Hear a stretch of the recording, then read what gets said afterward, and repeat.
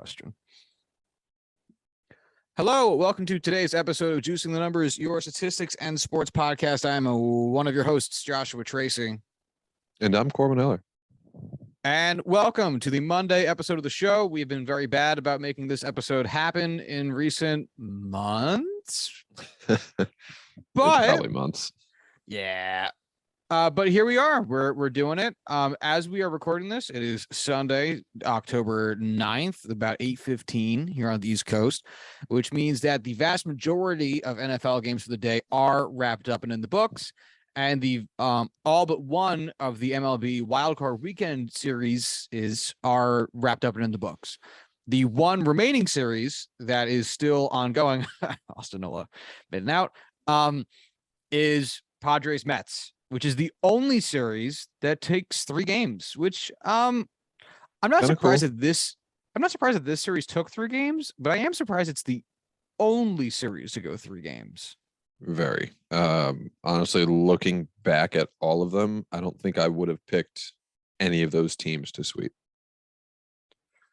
No, or for there just to be kind of sweeps in general. I mean, like, with only it being a 3-game set, so you only need to win 2 games to advance, all right, like that, it's not outrageous, but it is wild that like Tampa could, like Cleveland won scoring 3 runs in 2 games, and that their 2 games took a cumulative 24 innings, which was awesome. That 15-inning outing was awesome. We were lucky enough to catch it when we were getting lunch, and it was just, how is that not better than having a inning start with a guy on second base? I mean, come on.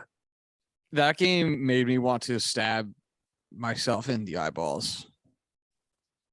It wasn't pretty, but it was fun. What was worse, that game or the Colts Broncos game? Oh, fuck you. Because this is something I was thinking about, because this is a constant point of malignment of MLB, which I partially agree with, which is that baseball is boring. And it's like, yeah, baseball is boring. But every sport has the capacity to be boring and in many ways painful. And seeing an NFL game like that was painful. Bad. Yeah, I think the football game was worse because at the very least, the Guardians game was a playoff game. And because it was 6 innings of overtime versus just having to sit through that game, every at-bat, every pitch matters. I say that only in overtime.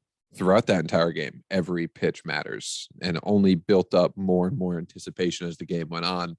Whereas exactly when that NFL game is going to end, even if these 2 teams are too broken to end it on their own terms. I thought also then there's a slightly different feeling in terms of expectation. Mm-hmm. Like when you walk into an NFL game, and especially a primetime one, which doesn't technically mean anything, but there's still like the hype around it. So it still generates some feeling from within you, like emotionally, that something exciting is going to happen. Like there is a promise of excitement, which we know there isn't with an MLB game, because in a 162 game season, we've seen plenty of games that just aren't exciting, which is fine. Like that, again, that is part of the sport. So when a game goes 15 innings, it's like, oh my God, this is taking forever, but you're not like caught off guard, like something crazy terrible is happening. Whereas when you're watching the utter schlockfest that is Russell Wilson being wantonly incapable of being a NFL quarterback, which is also strange to see. It's like, oh, not only is this not what I wanted, it's so much less than what I was expecting that it's causing me physical agony.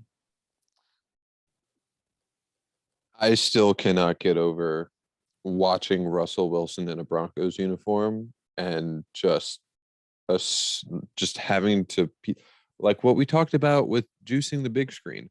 I couldn't equate Mickey Rourke. Holy shit. We've done this so many times on our movies podcast. Yes, Mickey Rourke from The Wrestler. And Mickey Rourke in the film that we just watched. Angel Heart. Angel Heart. Thank you. Harry Angel. Mickey Rooney. Russell Wilson on the Seahawks, Hall of Fame level quarterback, was a top 5 NFL quarterback for his entire career. Him in a Broncos uniform is just Brock Osweiler. Name me, this is an off the cuff thought. Name me an orange team that has a history of success. Islanders, great in the 80s, garbage everywhere else. Same thing goes for the Edmonton Oilers, great in the 80s, garbage every other time. Cleveland Browns, do you even have to say anything? The Mets are an embarrassment constantly. The Broncos had Elway, and then you take away the Elway era, and the 1 year Peyton Manning was really good, and it's like, okay, not much else going on here. What's the Bengals? It took the Bengals 27 years to win a playoff game. Like, name me an orange team that demonstrates the capacity to be consistently good. College football, there's a handful. Outside of college, professional sports, I don't have any. Or maybe that's the issue. What? Orange. That there's not enough teams wearing orange? I think no, the too many. Orange. The too many teams are wearing orange. All the teams, orange is the through line. The Knicks. Yeah. The Knicks are horrible. Is there any other basketball team with orange? The Phoenix Suns? Maybe. They were bad. Which also for a long time. Not an endorsement of the color orange. No.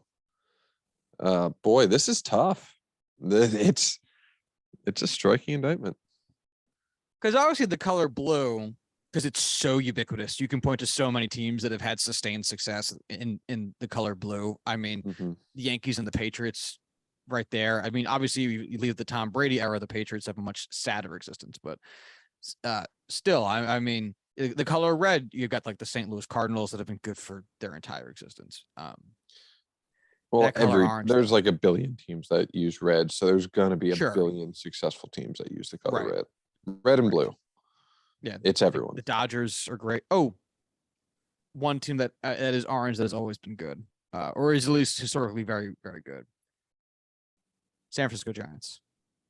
They're the only one. They've sucked up all the power. Division.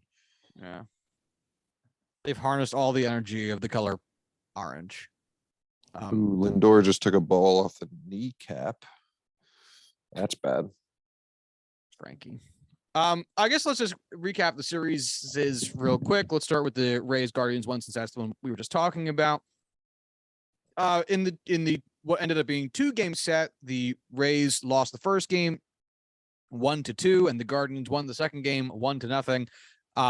That game, of course, going 15 innings. The Guardians' best hitter by, I guess let's use OPS, was Oscar Gonzalez. Surprise, surprise. In 9 at-bats, he had 3 hits, one of which was a home run, only 3 strikeouts. So he bat 333, 400, 667. Gotta love small sample sizes.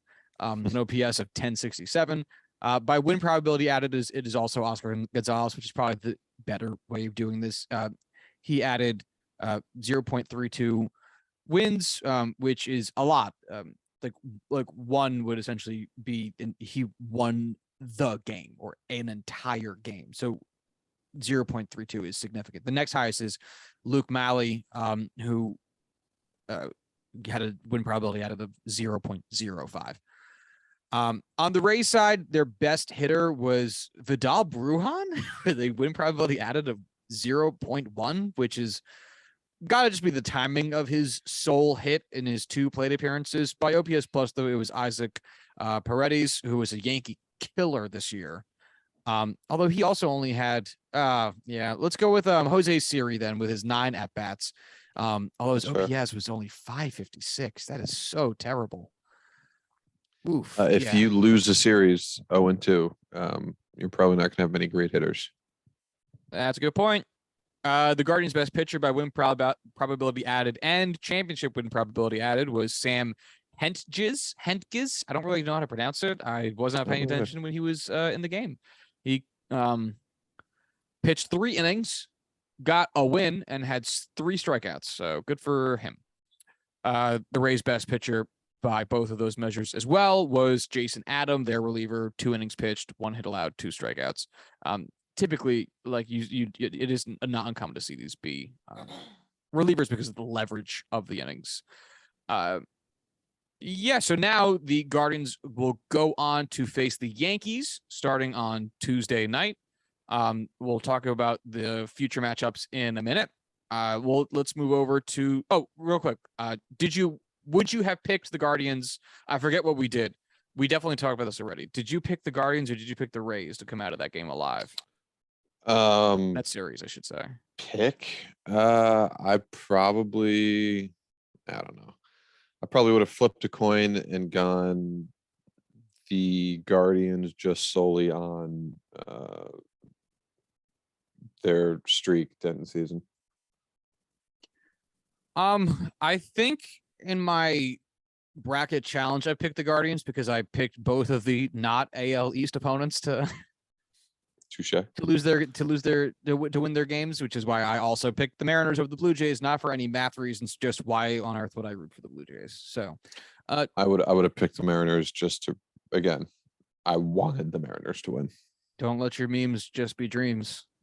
You gotta make that shit real. That's a truth fact. So to which point, the Seattle Mariners beat the Blue Jays in only the 2 games needed. They won the first game in what never really felt like much of a contest, 4-0. And then they won the second game in what was a rather dramatic come from behind contest, winning 10-9 on the back of a 3-run quote unquote double, resulting in George Springer leaving the game after colliding with shortstop. I always want to say Bo Burnham, Bo Bichette, causing a ball to drop into the shallow outfield and score 3 runs. Wild. Did you watch either of these games? No. I caught some of the game 2. Yeah, I caught the end of game 2 because these were the games that started that were like the game had started while the first game was still on, and I was trying to be completionist with the first game I was watching. I was thinking about this. This is one of the downsides of modern smart TVs is that you do not have the channel flip button. Because I kept thinking that while I was watching, I forget what the first game of that day was. It wasn't the Cardinals game. It was the Guardians game that went 15 innings. Because I kept sitting there thinking like myself, like, I will finish watching this game, but I wish I had that little fucking button on my remote that would toggle me back and forth, because you can't do it on a smart TV. You have to exit an app, hunt down the next one, and hop into it. And to constantly have to do that costs you too much time when you're trying to do something as delicate as navigate between commercials. What app were you watching it on? I watched the Guardians game on, I think that was an ESPN game, and then I think the Blue Jays game was the ABC game. One of them was 3 of the 4 games were ESPN. One of the 4 games was ABC. Got it. I was not able to watch it on the MLB TV app. That's bullshit. Yeah. So I don't have cable, so it was a bitch and a half trying to stream these games. I use my parents' login information. I have Xfinity for my internet, and my parents have their Xfinity for cable. So depending on what channel it is, I cannot watch certain channels in my own home under my Wi-Fi because they know the accounts do not sync. I have a separate account on my parents' cable. Like, I have a separate login and an email address that only exists for that cable login, so it doesn't interfere. Because my old apartment, we had Xfinity Wi-Fi. Currently, we have Verizon, so there's no issue with that anyway.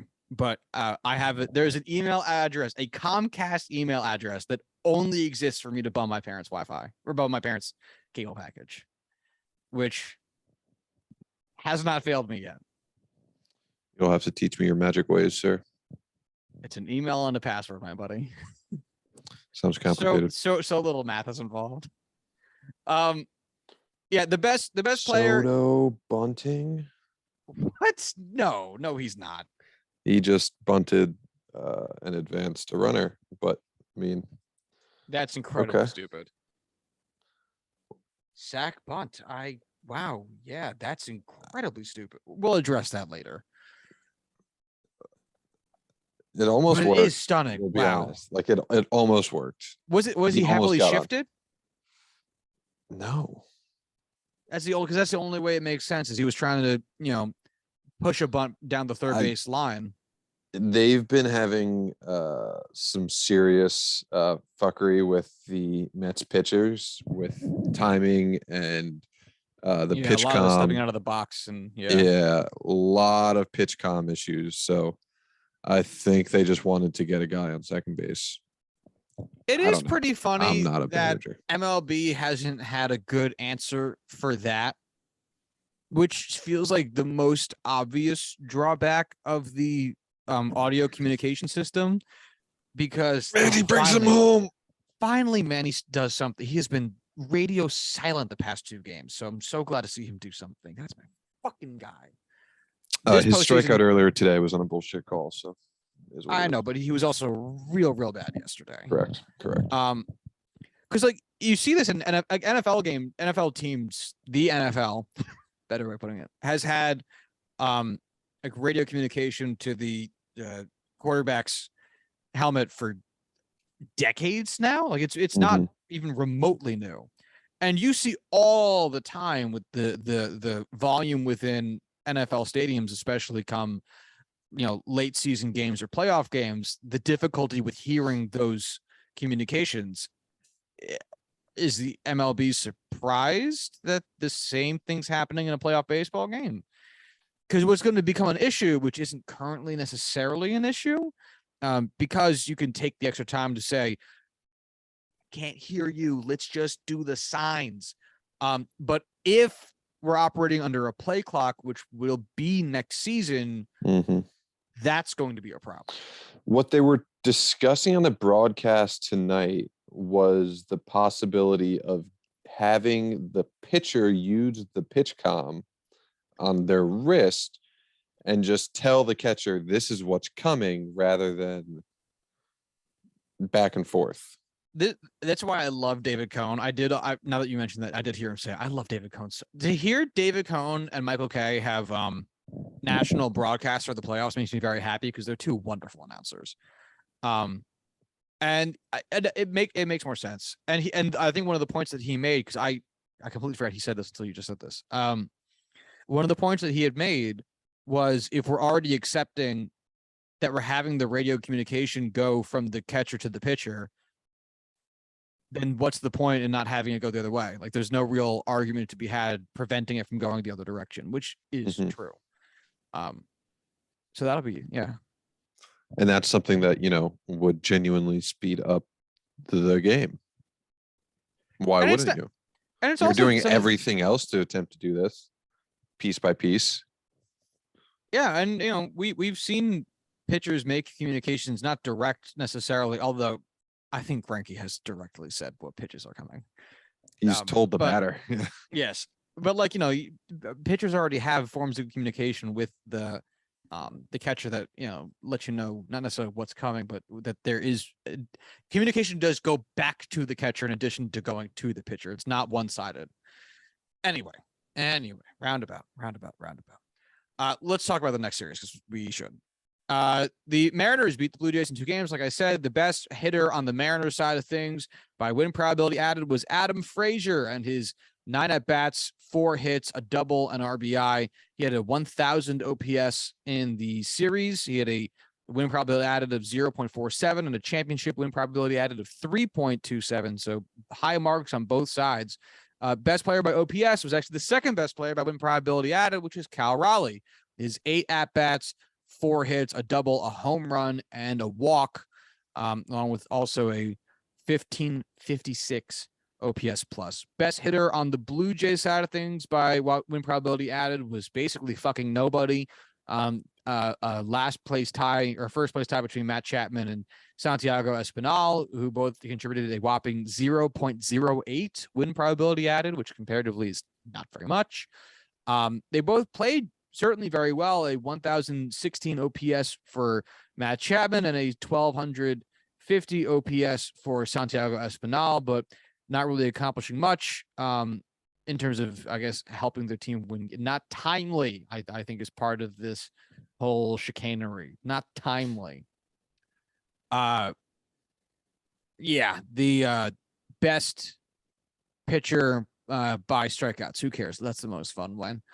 Luis Castillo, who had a 7.1 inning outing, by far the most on his team, to really just dominate game one for the Mariners. For the Blue Jays, they had nobody go to 6 innings or even beyond. Best pitcher was probably Kevin Gausman, 5.2 innings and 4 earned runs.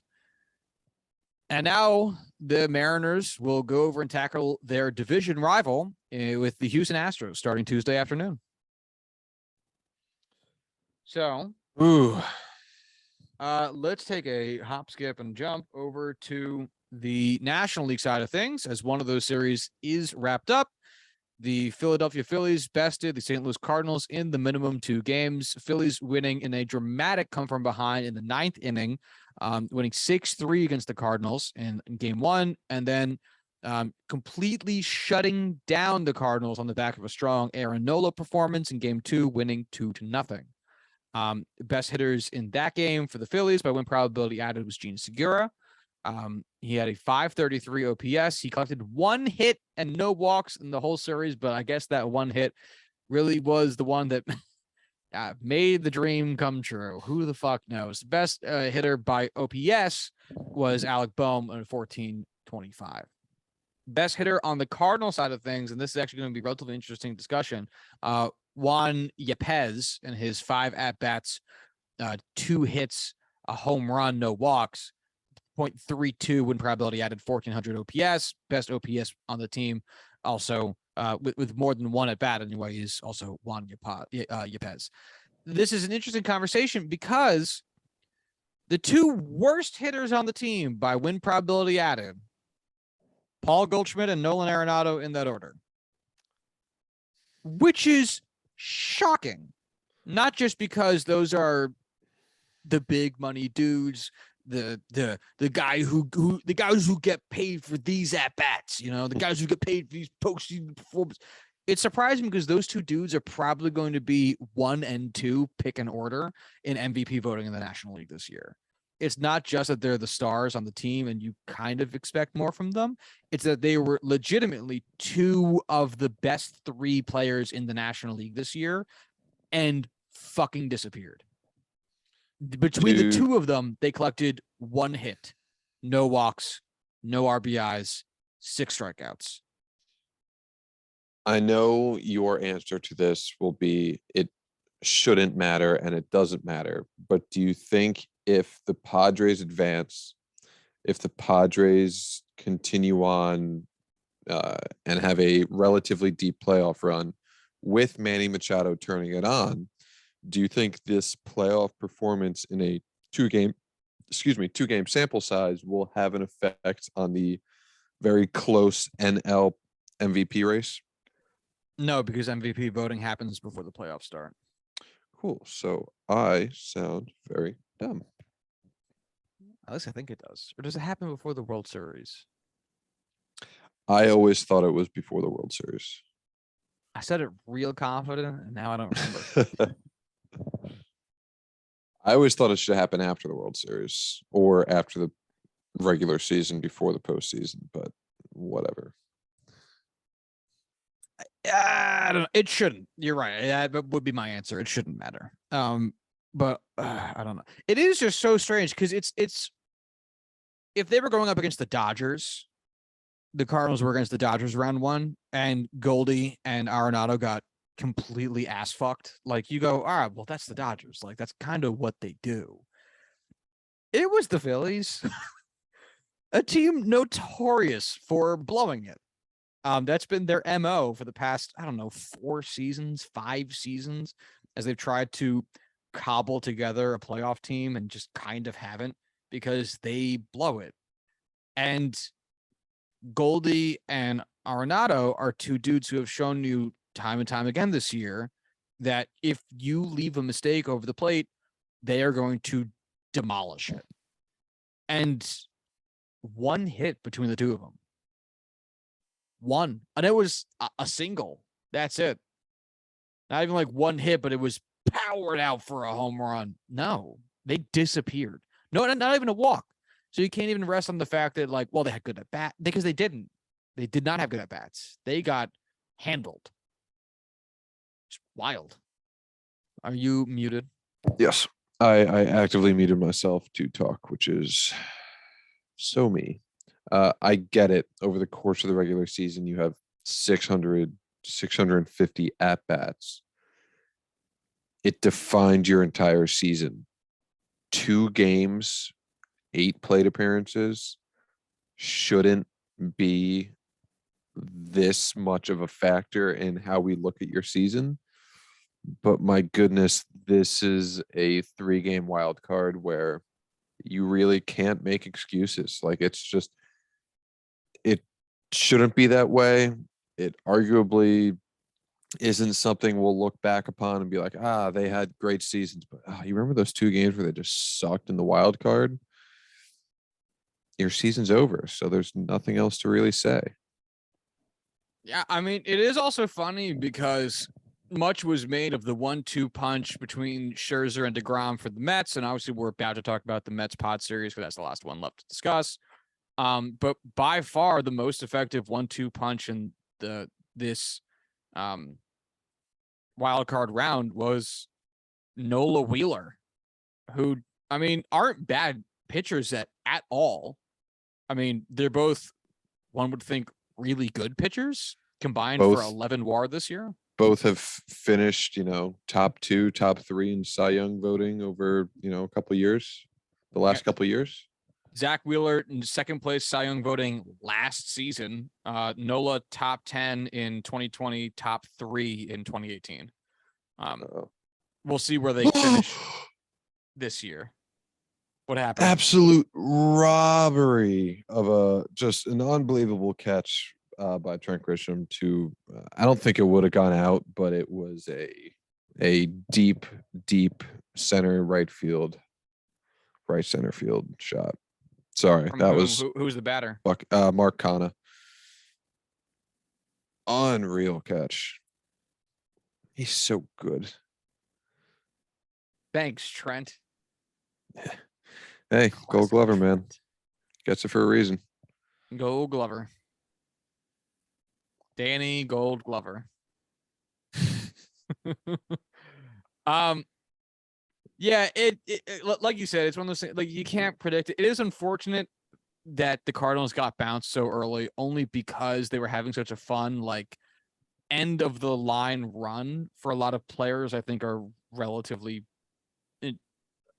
beloved. Albert Pujols being the most. He hasn't officially said anything yet, but Adam Wainwright, this very much so could be, I'm not gonna say would be, but could be his farewell. And then Yadier Molina is also is retiring. And those 3 dudes, I mean, those are 3 guys who have had a big influence in the league, who have been in the league for, between the 3 of them, I don't know, combined for 600 years. They're essentially the founding fathers of baseball. They discovered it. They are the true Abby Bevel days with inside all 3 of them. Those 3 have combined to play more MLB seasons than you or I have been alive combined. I mean, even just 2 of them combined accomplished that feat because, 1, we are younger than we give ourselves credit for, and 2, their not combined are fucking hilarious.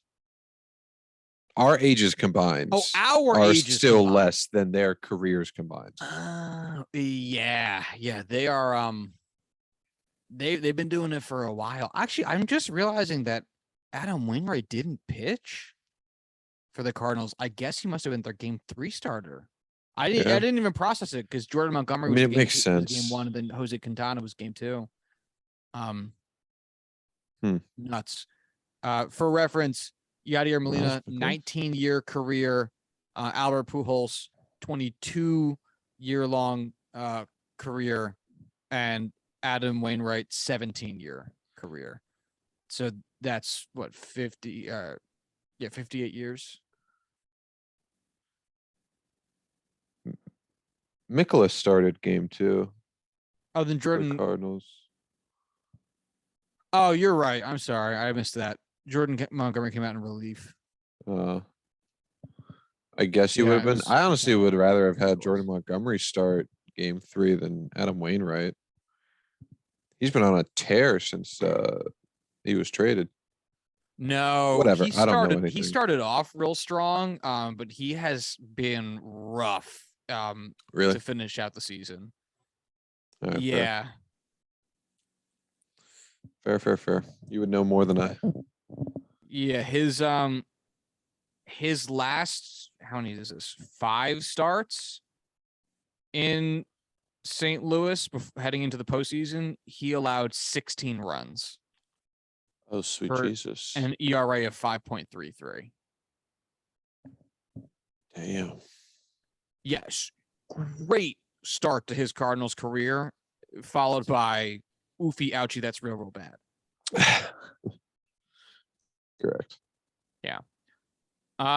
Anywho, so that brings us into the final series, the one that is still ongoing as we're recording this, but will be wrapped up by the time that you're listening to this, which is the Mets Padres series. Of course, as we are recording this, the Padres are winning by a score of 4-0. So we would expect at this point for that score not necessarily to hold, but we would expect that series we'd expect that series to go to Browntown. Okay. All right. I can't help but imagine this is what Sex with You sounds like. These high-pitched, goofy-ass noises that you're making, which are so unlike regular conversational you. Yeah. Oh, yeah. Totally different. Anyway, as it stands right now, the Padres and the Mets, like I said earlier, are the only 2 teams that have actually traded a win and a loss. The Padres winning game 1, 7-1, and the Mets winning game 2, 7-3. The Padres, ravaged Max Scherzer in what was really quite a stunning start to the series. And then the Padres did enough business to Jacob deGrom that one would think maybe they would end up taking that game or at least hold it close, but the Padres bullpen just shit the bed as the Mets got all over them, running away with I think it was a 4-run.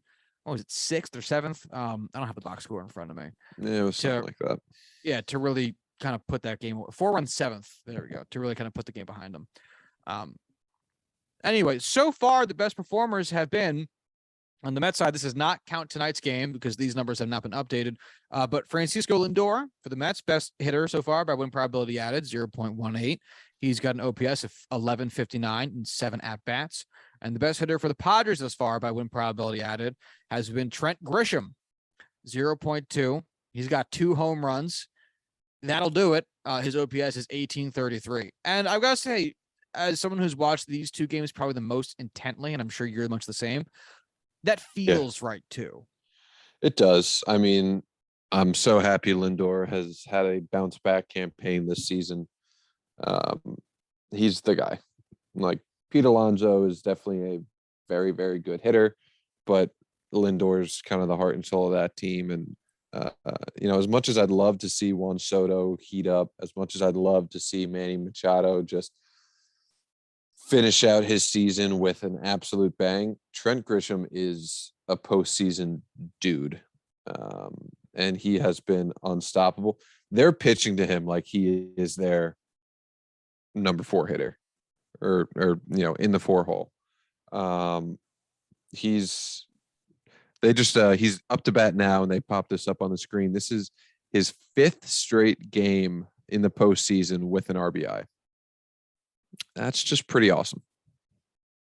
The man scores runs. scores runs, and plays Gold Glove defense. What more could you ask for? All he knows how to do. Fine dining Mhm. and breathing. He's got a walk and an RBI single in the game so far. Yeah, the difficulty with the Mets, and this is something that I don't know and I haven't looked into, so I'm not going to look into at all, is that, and this part of this is their team construction, and part of this is my understanding of Buck Showalter, the man, which is I don't have the highest opinion of Buck, as a What are you gonna do modern now? day MLB manager, is that they don't feel as equipped to match up against hitters when it comes to later innings as other teams do. This can work Mhm. for you or against you depending on I don't know how well at his job your manager is, how proactive they are, and how much they'll listen to what's being told of them for how the GM has constructed the organization. What happened? Grisham took a 97-mile-an-hour fastball to his back They're trying to get back at him. for being good. Yeah. Baseball rules are fun. And that's the price you pay when you're good and sexy at the same time. Yeah. Austin Nola, 375 average in the postseason is hilarious. Damn. It's just so I'll take it. Would you not? Don't expect it, but I'll take it. But yeah, the Mets, like for instance, how they handled. Oh my God, Edwin Diaz, Jesus Christ! I was gonna say he's like one of the best pitchers in the closer role this year. How can I not think of his name? The way they handled Edwin Diaz yesterday was questionable. I did not watch the end of the game, so I do not understand the context. Please elaborate. So essentially, they bring in Edwin Diaz, and I want to get the exact innings of it right so that I convey this correctly. They bring in Edwin Diaz in the top of the seventh, right, to pitch to the powerhouse of Trent Grisham, Austin Nola, and Jurickson Profar, which already is like a. Why bring in the best pitcher left, the best closer left in the postseason to pitch against those three dudes in the seventh? Like already, this is a kind of an off the rails decision. So, Nola gets a single, so he faces four batters altogether. Throws. You just got another to be fucking hit. 19 pitches. Fucking Austin Nola, you fucking weirdo. The bottom of the seventh is then when the Mets unravel the Padres pitchers.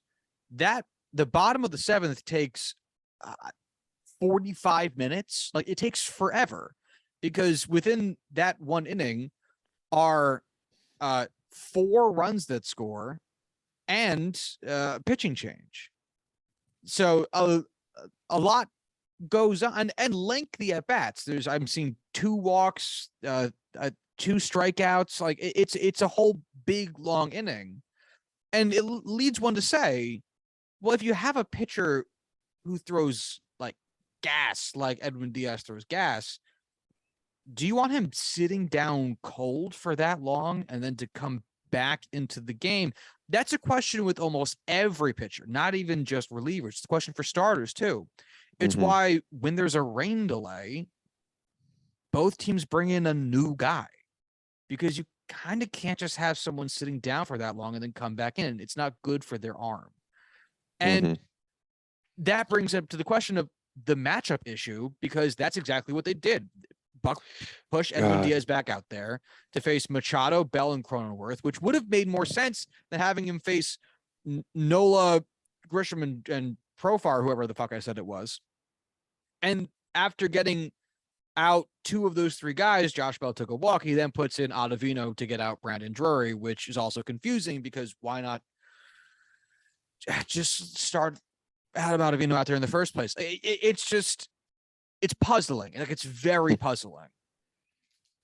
If only they had Matt Harvey to abuse in this situation instead. And instead, it seems as though they're going to be abusing Edwin Diaz, which, with an extended number of postseason games, feels like a huge question mark. And to do so when you're up 4 runs going into the 8th inning is also kind of like, oh, did you need to do this? Like, yeah, 4 runs is certainly a surmountable quantity of runs, Right. but it is enough of a runway where you shouldn't have to commit manslaughter by pitcher usage. I don't know. I was not a fan of how that was handled, and I think that would be indicative. If the Mets make a postseason run, that's what I'm worried about. I'm not worried about Edwin Diaz, and I'm not worried about like the Mets starters. That transition to me seems highly suspect because I do not hold a high opinion of Buck Showalter. Yeah, I don't necessarily do either. I have skin in this game, so I don't mind if they mismanage their skin? players. Where in this game can I find your skin? Please tell me where your skin is. I was not expecting a follow-up question. Really, no joke was prepared before about where in this game his skin is hiding. You know, I'm I a am bit of one of a the baseballs. jokester, if you will, but listen, I'm not a magician. I See, can't if just pull a Corwin- rabbit out of a hat. If Corwin pops his shirt off and turns around so you can see his back, you'll see 2 baseball-shaped cuts out of his back. He is one of today's baseballs. Yeah, I was the one that scored the run those times. Same baseball. Great work, buddy. Thank you. Thank you. I would be a real shit magician because instead of just, creating some rabbit in a hat in which to pull out of, I'm just sitting there waiting for a rabbit to show up. And boy, those kids are going to be waiting a while. I'd love to see you at an improv show. Like, someone give me a topic. Chess. Different topic. Who's got one? I didn't hear anything. Did someone say Penn State football? Did someone say aggressively bad shits? If we ever got into fantasy football or continue with like a golf outing and there's some sort of loser bet in something we do, 10 minutes of improv, 5 minutes of improv, whatever it is, would be a gold mine. Oh yeah. Oh yeah. All right. So actually, sorry, just to wrap this back around because we've been taking a while on this. So the winner of this game will go on to face the Dodgers. The other games we have set. So let's do a real quick who you got. We don't have to get very in depth on this because the games will start next week. Who cares? Yankees Guardians. Who do you got in that series? And give me a really quick why. I have the New York Yankees because they are leaving Aroldis Chapman in New York. I guess they're already hosting. But Yeah. I would take the Yankees here too. The Guardians obviously have a really mean pitching, but they've also shown a wild inability to hit runs, and they've shown a kind of an inability to hit home runs. They've got, I think they had 1 in that series, and that was the walk-off in the bottom of the 15th. Whereas the Yankees, I'm not saying I'm going to rely on to get a consistent string of hits, but I would rely on their capability of hitting a handful of long balls during that series. Plus, I just don't buy into the Guardians all the way. They've got some good pitching in, like Shane Bieber and Tristan McKenzie, but I don't buy them as a deep run team. The Mariners against the Astros. Who do you have in that series? Let's go Mariners, baby. Realistically, this should be the Astros, but fuck, wouldn't it be so much better if it wasn't? Wouldn't life be so much better if it wasn't? Oh, Yes. You look confused. Tell me what's happening. A long drawn out conference with all of the umps in which they did a full pat down of Joe Musgrove checking for foreign substances, which yielded nothing.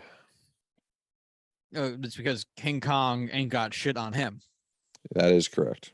As he shouted to a packed City Field while beating his chest before being gunned down by, I think it's the Yakuza. I forget how that movie ends. Never seen it. You never seen Training Day? Oh, I thought you were still talking about fucking King Kong. I've seen Training Day. Denzel is left to That's his die last in the line. streets. King Kong ain't got shit on me. Really? Yeah. Sorry, I don't remember the movies I watch verbatim. I mean, it's only one of like the most famous line from any Ethan Hawke movie, which is how that movie should be described. Tell your friends. The It's only not a Ethan Denzel Hawke Washington movie I've movie. ever seen is the one where he eats those people on a plane. That's every Boyhood. Ethan Hawke movie. Yeah.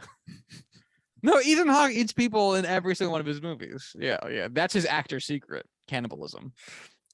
I know you love Eduardo Escobar, but he just I love Eduardo Escobar. You always talked him up as I feel like you have a higher opinion of him than I do.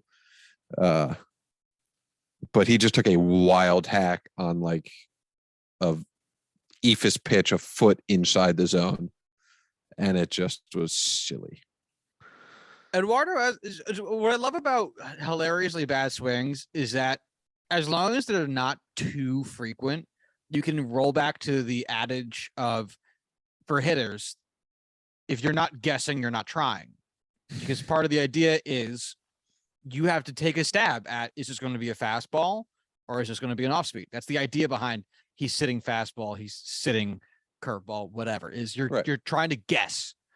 So as long as those swings aren't Javi Baez levels of frequent, you can at least write it off as being like, okay, bad guess. He was going to swing at this pitch no matter what, and this one just didn't work out. But sometimes you see a swing so bad that makes you go, I could have done that one. It's one of the few things that happen in a professional sports event that I genuinely could have done. Oh yeah, I mean, if you want me to just guess and swing, I could do that all damn day. It wouldn't look pretty. I know you play MLB The Show. I've tried to play here and there just to keep it going, and it's hard. Disastrous. It's so hard. It is disastrous. I hate that there is no, like, they have like easy settings for swinging. I really wish there was just I want to swing at this pitch and I don't want to swing at this pitch button. Because goddamn, I can't do any more than that. Need to make this a little bit more binary for you. Please. Yeah.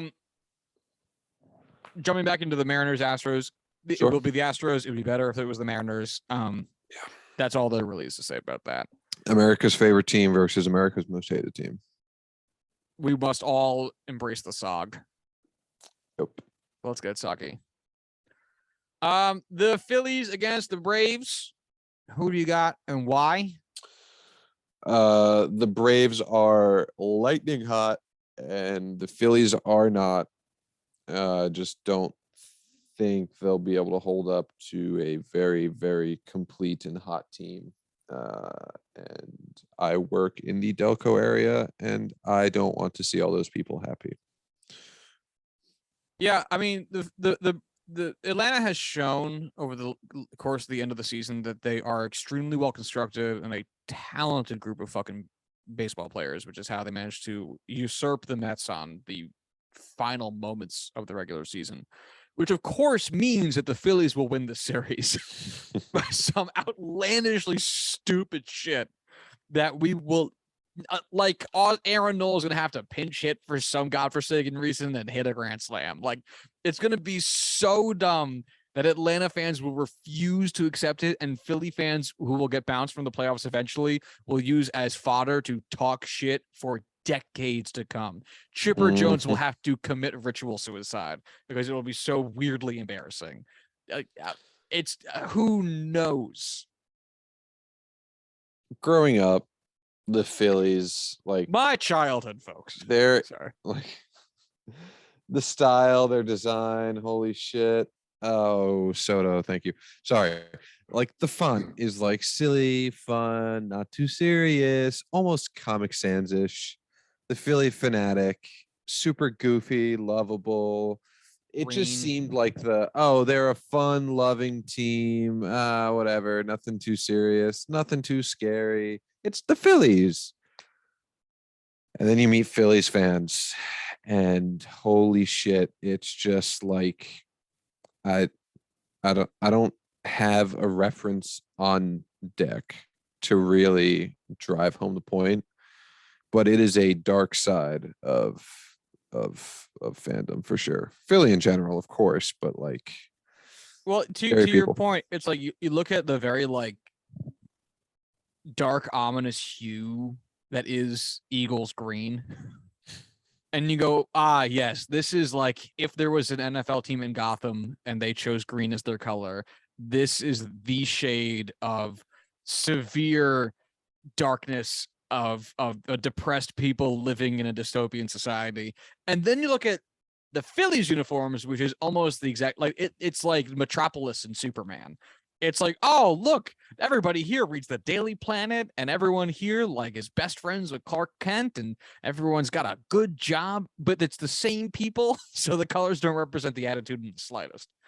Because when the Eagles won the won the Super Bowl, it's like we're eating dog shit and throwing batteries. And then when the Phillies are in town, it's like same crowd, fuck face. Don't let the colors fool you.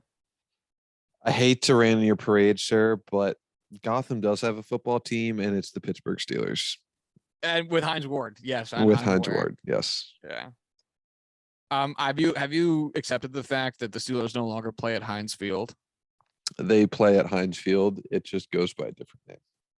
What's it called? They said it during the broadcast last week, and I like refused to hear it. Acusure Stadium. So bad. It's a fucking joke. Oh my god. Is AccuShirt oh god stadium better or worse than where the White Sox play Guaranteed Rate Field? Guaranteed rate field is much worse because there's no hiding behind it.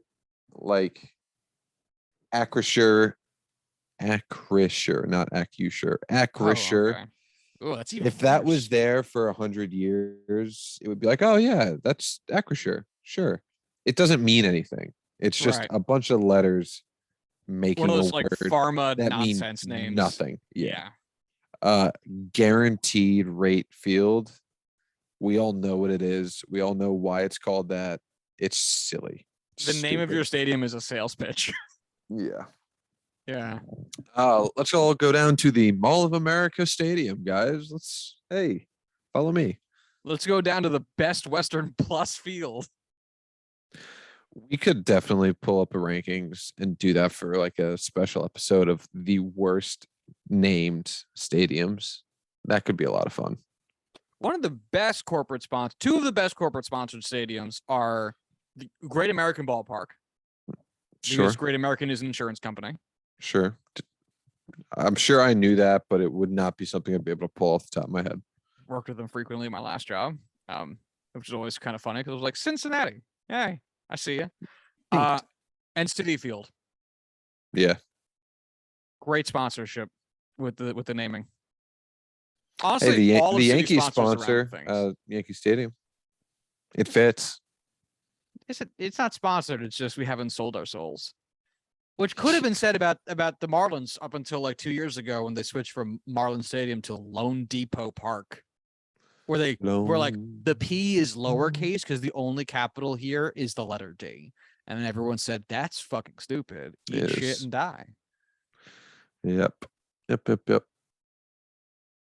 Anywho, how do you feel before we move over to football? How do you feel about this playoff format, especially for Wild Card Week? What? It's Juan Soto doing his Soto shuffle, but instead, like essentially twerked. It's hard to stifle that laughter. Yeah, you got the yeast twerk. It's you said Lone Depot. Lone Depot is actually on the mounds as like a you know how in superimposed advertisements. Yeah, exactly. But I'm so happy that they have a 3-game series now instead of a single game. Yeah, it's tough to say it's any less random because we can all acknowledge that even 3-game sets, like bad teams beat good teams. I think the Pirates have a winning record this year against the Dodgers in the regular season. They do. Yeah, And Like, it's not close. I was about to say, I think it's like 5-1 or some shit. 5-1. Yep. Yeah, it's crazy. And that there's still that level of random. Like, again, I am surprised to a certain degree that all these games, all these series were sweeps, barring this one. Like, that's crazy to me. But that's also, for lack of a better term, real baseball. Real baseball is played in 3-game sets. And to that effect, it's pretty cool. It's unfortunate to a degree that a division winning team doesn't get to see the division round of the playoffs. Like, the Cardinals won their division and don't get to go to the divisional round. Oof. Well, sorry. Maybe you should have 2 of the best players in baseball play better. Maybe you will. Yeah. Because you know what? You had home field advantage. Like, eat a dick. So like that sucks to a certain degree. But I'm a big fan of this, and it lets it be a whole weekend. And it's been exciting. It's been super exciting. It's been great because I think we've all been on the wrong side of one of these 1-game playoff games where you go, yeah, if we just had a chance to come back at it tomorrow, because then the players wouldn't have been pressing so much in the first game, because it takes a little bit of the stress off of game 1, but not too much that it's like cavalier. And it's been thrilling. I've so enjoyed having 4 games this weekend instead of also just the usual 2, because that was the other thing, is, you know, it was just the one wild card, the 2 wild card teams, 1-game playoff winner moves on to the ALDS or NLDS. Yeah. This is 2 games each league, which has filled up my whole weekend in ways I could only imagine. So there's nothing wrong with that phrasing, but it felt dirty. Yeah. All right, so I guess let's take this on over to the NFL. Corwin, how did your Steelers do today? Before we move on, do you have any thoughts on Aroldis Chapman? I don't remember if you actually made any. So as far as I see it, Corwin, there are 2 possibilities of what happened. Option 1, which is far more likely but significantly less interesting, is Aroldis Chapman said, yeah, I'm not making the postseason roster because I had a bad year, and I know that to be a fact, and I'm a big baby, so I'm just not going to show up. They can't tell me I can't come in if I just don't go. Like, that's essentially how I imagined his mental. They're not going to invite me anyway. I'm just not going to go. That's my POV of Aroldis Chapman, which again feels likely, but is less interesting. The more interesting one is the Yankees didn't want to be the one to tell him not to come, and they just never told him where practice was. Like, how great would it be? Show up. How great would it be if Aroldis Chapman, like, you know, Monday morning or some shit like that, had an article come out where he was like, they told me we were practicing at some facility in Passaic. I show up, there's no one there. I don't realize what's happening in time. I've been fooled. This was a ploy. This was a ploy. They had it in for me. Which no one would believe but me, who is inventing this conspiracy theory. And it'd be way funnier. It'd be so much funnier if the Yankees were just like, we don't have the backbone. We don't want this decision to be ours, so we're going to take the decision making out of it by making the situation insane. But yeah, fuck him. I didn't want him on the team. No Yankee fan has wanted him on this team for several years. One, because he is a bad guy, and fuck no Yankees fans. Some Yankees fans. Yeah. Some of us are terrible. No self-respecting Yankee fan has wanted Domingo Germán or Aroldis Chapman on this team for years, and the fact that this is how his career is going out with a down season, which has been a bad year for him, and in shame, is at least fitting, because he fucking sucks and doesn't deserve to go out on a high note. So even though his negative performance directly impacted my favorite baseball team, good. I'm glad that your end of career year kind of stunk for you, and that you have to leave in shame like an asshole. Fuck you. Suck a dick. It's okay, still abhorrently wealthy. You don't give a shit. Yeah, my scorn means nothing. but at least it still feels it in my heart, I guess. Yeah. Yep. Moving over to the NFL. How'd your Steelers do today? Fuck you. How'd they do? They did not well. They lost 38-3 to the Buffalo Bills. Kenny Pickett attempted 52 passes. Oh my God. 52. How was he? How many got completed? I don't have the stat line. It was like roughly 2/3. He had a relatively decent game. No touchdown passes. Well, no None. touchdown scored by the Steelers. So Yeah, obviously deductive reasoning is a thing. Shut up. Why would I Google Kenny Pickett and not 34 just the for Steelers? 52. Thank you. 327 Christ. yards, 1 interception. So that's awesome. 4 interceptions, no touchdowns through 1.5 games for Kenny Pickett. Love that, even though those are stats that don't really matter. That being said, what a disappointing performance. I get it's the best team in the NFL. I get this was a incredibly hard ask for a rookie making his first start. But my goodness, this sucks. Didn't get to watch the game. I have it recorded. Are you going to view it? I watched what I needed. I think I am. I think I am, just for clarity's sake. And, yeah, at least you can already be fan. braced for disappointment. Right. Like, I know what's happening, so I can't be ripping my hair out watching it. But fuck, man. Just I was hoping for a fight to be put up. I'm also surprised. Not that like I thought the Steelers would beat the Bills, but I mean, anytime there's a 35-point discrepancy in an NFL game, it's surprising because that's an uncommon thing to do. So yeah. Speaking of massive point differentials in NFL games, how'd your team do? My Jets are have a winning record in week 5. The Jets, the New York Jets, The New York Football Jets record in week 5, which is insanity.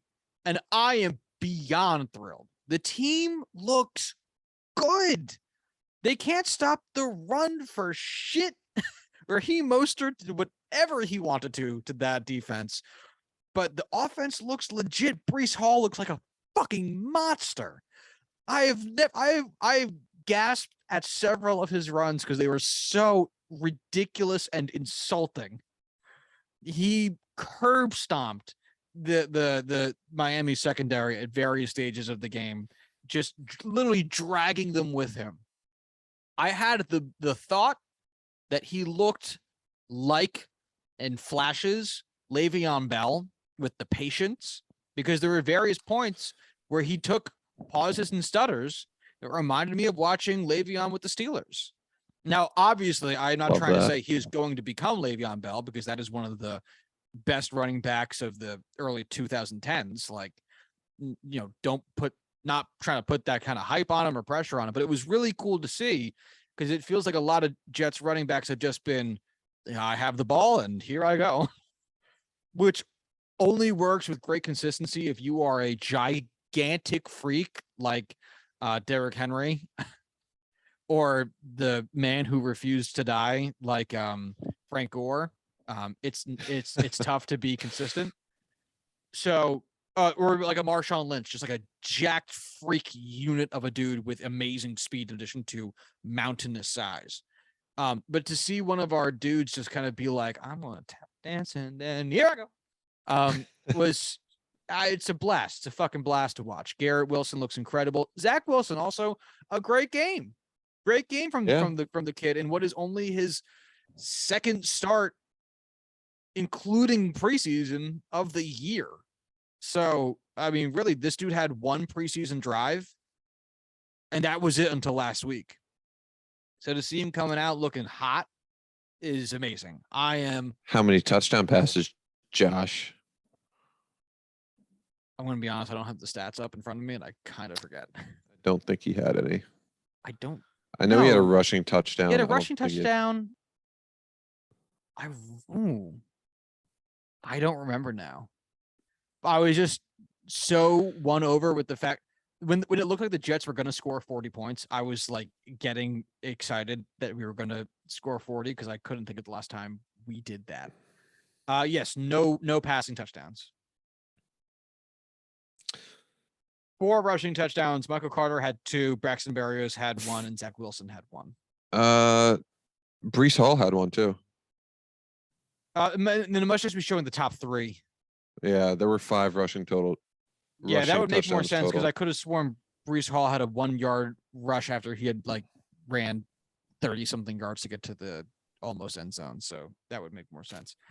I'm on CBS or the NFL.com scores page, which is not great. Gotta say, bad website for this. I will not be revisiting. Anyway, though, the Jets are still technically 3rd in their division. I would have assumed that this would put them higher since they beat the Dolphins, and I would have expected that to give them the head-to-head tiebreaker matchup. But I guess the division win total must be higher in the hierarchy of tiebreakers since Miami is 2-1 in the division. The Jets 1-0 and this was their first divisional matchup of the season so far. So they're tied for 2nd, which is again hilarious and insane. Do the Jets make the playoffs? Fucking, of course they do. Of course they do. They're not going to win, not going to lose a game the rest of the season. Those are my Jets. They get it done. Other scores from around the NFL. We already talked. Colts Broncos was embarrassing and stupid, and both teams should be fired into the sun. The Giants beat the Packers, and it was a pretty big upset in the wee hours of the morning, 27-22. I did not get the chance to watch the game because I had things going on in the morning, and it's not my team. I watched the end of it, and the Giants made a wildly impressive goal line stand with like a minute left. Or I forget exactly how it played out. There might have been like a minute and a half, 2 minutes left, but they had like 3 batted passes down. I saw awesome. the final one. Yeah. Highlight. Really cool win. I was so happy to see the Packers lose. I have no love in my heart for the New York Football Giants outside of my man Saquon Barkley. But seeing Aaron Rodgers lose and his stupid haircut falling out from his hat on the sideline was glorious. I have 2 questions for you about this win. Okay. 1, what has you more impressed to start the year? The Giants going 4-1 or the Jets going 3-2? Giants going 4-1.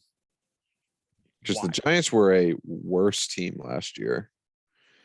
And 4-1 is silly. Like the Jets going 3-2, like, yeah, they've had some games in there that were close. Regardless, I would have hoped the Jets improved. I had thought the Jets were going to improve. I did not see this in a million years from the Giants.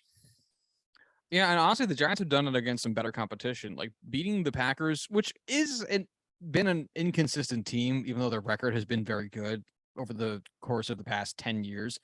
They go through moments where they lose really, really weird games and have to come from behind frequently, which obviously makes the record look good because it is good, but like a lot of Packers games come down to the waning moments of the game. But still 4-1 is why. So, and that actually leads me to my follow-up question of, is this record good for the Giants? Because part of me was wondering today, like, I can't imagine Shane and Dable are looking at Daniel Jones as the quarterback of their future. And that's not to say that they would want to fail, because no NFL coach and GM wants to fail. And if anything, I'm sure Dable and Shane are looking at this as massive successes of their roster construction and coaching schemes within the short time frame that they've had to do it. However, this is putting them in a tougher and tougher position to acquire a young quarterback to actually continue to build around and find continued success with, which, again, I still don't think Daniel Jones is that guy. What do you think? I'm sorry. I got distracted by a tweet from Andrew McCutcheon of all people saying Joe Musgrove. He says, I guarantee Joe Musgrove has red hot on his ears. The heat causes players to, it makes them feel like they can like lock in and focus, but doesn't add any like stickiness. Like it's very slippery. It's the opposite of, a sticky, tacky substance.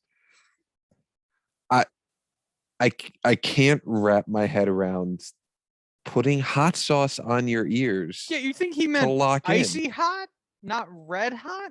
He said red hot. I don't know. It was a very well written tweet, so I imagine it was proofread with it being the entire subject of the tweet. But fucking when people say that type of shit, part of you has to wonder, like, are you eating hot sauce right now and just decided to make some shit up? Like, because that's all it sounds like. It sounds like Andrew McCutcheon was at home eating chicken wings and like decided to make something up and took him for a prop. Red Hot is a nonprofit dedicated to fighting AIDS through pop culture. That makes more sense. So he has AIDS research behind his ears? No, he has AIDS, I think is what I'm getting from this.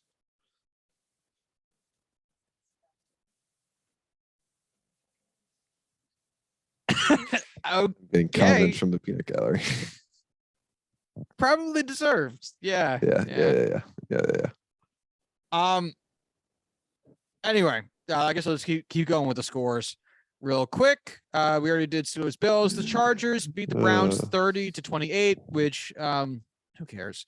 The Texans beat the Jaguars in what appeared to be probably the second most boring game of the week, 13-6. The Vikings beat the Bears 29-22. Patriots trounced the Lions 29-0, which honestly, that was surprising. It was surprising to see both the Patriots offense explode like that and their defense to shut. Not that the Lions are, killer offensive team or anything, but still to see them get completely shut out by the Pats is wild. The Saints beat the Seahawks on the back of a good Geno Smith performance. Over a good Geno Smith performance, I should say. The Bucks beat the Falcons with a questionable roughing the passer penalty. Titans beat the Commanders, and the 49ers beat the Panthers 37-15, and the Eagles beat the Cardinals 20-17. Oh God, I keep finding scores I forgot about. The Cowboys beat the Rams 22-10. Oh, are the Rams done? Oh yeah, they're dead. They are like they're DOA. Yes. Yeah. Now, we've talked about this eventually happening for a while. The Rams got their Super Bowl win. So if you're a Rams fan, do you really care? Like, no, you're a Chargers fan now. Coming. You're a Chargers fan now. Oh, you're the other yellow and blue team fan in Los Angeles. Gotcha. Mm-hmm. That feels like it should be outlawed. Do you think if you're a blood in Los Angeles, you're upset that the Kings and the Crips have all the sports memorabilia, and you're stuck with like the fucking Angels? Yeah, that does suck. Must be really disappointing. You could do do the Clippers have red gear? I know there's some red in their uniforms. Yeah, they had red uniforms. I don't know if they still do. And I guess the Lakers is neutral colors, right? Yellow and purple. Yellow is the LA Kings, Latin Kings. Oh, is it? And purple, I think, is one too. Sorry, I'm not good at my gang affiliation colors. I want to Google gang colors and see what happens. This is the most suburban dad shit I've ever seen in my entire life. Honey, did you know that fuchsia has gang ties in Albania? Yeah, crazy shit. Better be careful when you wear that dress. Uh-huh. Uh-huh. Oh, yeah. I'm not in on whatever these maps are showing me. You know it's some complex shit when cartography also fails us. Anyway, let's wrap this shit up so we can get out of here. We'll get more in depth on what's happened within these NFL games, stand-up performances, maybe like a quarter of the season check-in. In the Thursday episode, once all the stats are finalized and hit our stats websites, I guess. As it stands right now, the Ravens are beating the Bengals 10-6. That's where we are at timeline wise, in terms of where we are in that Mets Padres game. It's the bottom of the seventh. San Diego's still winning 4-0, but the Mets have a runner on. Pete Alonso up at bat, and only one out in the inning. So we'll see what happens. Corwin, anything for you before we get out of here? Go Padres. Go Padres. All right. Well, if you would like to send emails to the show, you can do so at JuicingPod. If you'd like to send, follow Corwin on Twitter, you can do so at Corwin Hell. If you follow myself on Twitter, you can do so at Joshua D. Tracy. If you follow the show on Twitter, you can do so at Juicing the Numbers at just at JuicingPod. I think I fucked up my whole outro, but whatever. Who cares? Until Thursday, y'all have a good one. Bye.